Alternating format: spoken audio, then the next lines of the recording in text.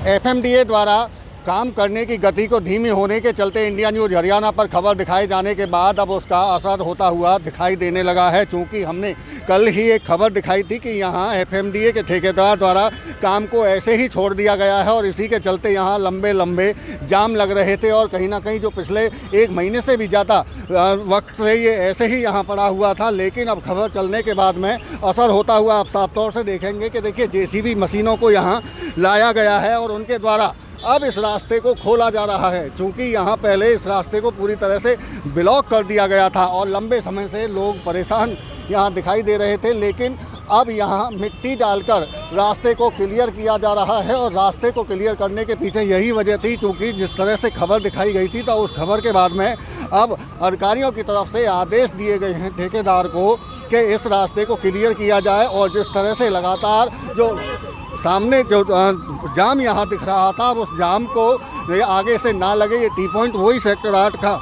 Area है जिस एफएमडीए ने जिस सड़क को बनाया था। चूँकि यहाँ पिछले लंबे समय से ये ऐसे ही यहाँ छोड़ा गया था, अब इसको मिट्टी डालकर कवर किया जा रहा है। और इसके पीछे जो अधिकारियों की तरफ से जो बताया गया है कि ये जो आप देख रहे हैं ट्रांसफार्मर, इसकी यहाँ से नाला बनना है और उससे पहले इस ट्रांसफार्मर को और इस पोल को यहाँ से, बिजली के जो पोल हैं उनको यहाँ से हटाया जाना है, वो अभी तक नहीं हटे हैं। इसी के चलते ये स्थिति यहाँ उत्पन्न हुई थी। लेकिन फिलहाल अब रास्ते को क्लियर किया जा रहा है। लोग जाम से परेशान हो रहे थे, रोज़ाना इसी तरह से यहाँ लंबा लंबा जाम लग रहा था।